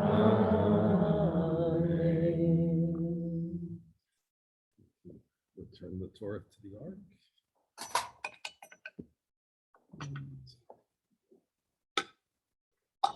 There's the belt. I'll hold the belt. Torah, Asher Moshe, Lifnei B'nei Yisrael, Li'adonai, Be'at Moshe. Torah, Torah, Torah, Torah, Torah,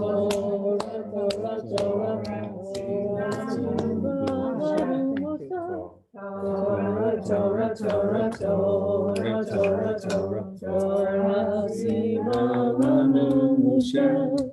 Torah, Torah, Torah, Torah, Torah, Simanu Moshe.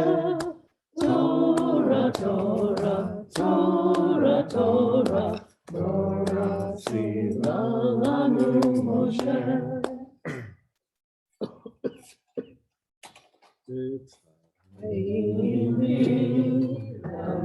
Amazikim ba metorah meudah terah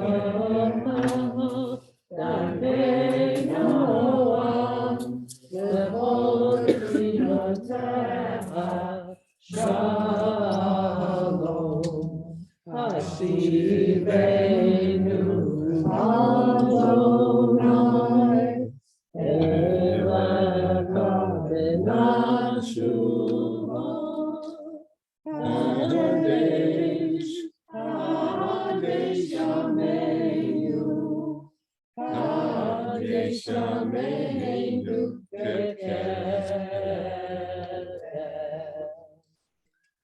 We can, if you want to go back to your seats, you can. We're going to go to the Aleinu, which is at the bottom of page 282. Aleinu l'shabeach Adon hakol, v'ateit gedula le'otzeh Bereshit, shelo asanu k'goyim, V'lo samanu k'nishachol ha'adama, shelo samcha k'nukam, v'gor aleinu k'kol ha'mona, anachnu korim, u'mishtakani u'modim, l'shem melech malchei hamalchim, hakadosh baruch hu. Ne'emar, vaya Adonai, l'melech al kol ha'aretz, hayom hahu, yireh Adonai echad, u'shemo echad.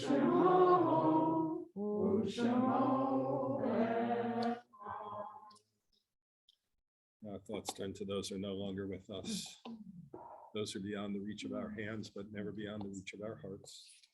With sorrow, we mention the death in recent days of Benjamin Bloomberg, Jody Friedland, Marilyn Levin, and Dr. Gerald Michaels.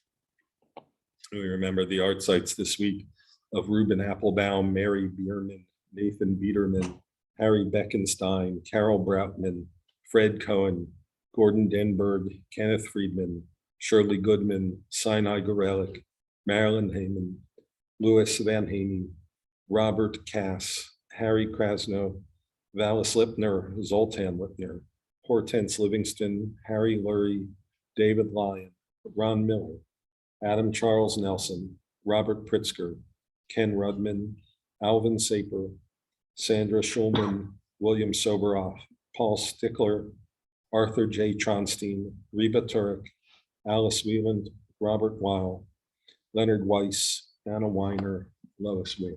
Are there any other names you'd like to mention before Kaddish? This is the week of Yom HaShoah. So we think of all those who have no one to say Kaddish for them. It's wiped out in this horrific time in human history. I ask you if you would like to stand to remember them, all those we've loved and lost. We say the words of the Kaddish Tome on 294. Yitgadal v'yitgadash Shnei Rabbah v'yalma v'yivra v'yitei v'yamid malchutei v'chayechon v'yomechon v'chayei t'chol Beit Yisrael v'aganav v'zman kariv v'yimru amen.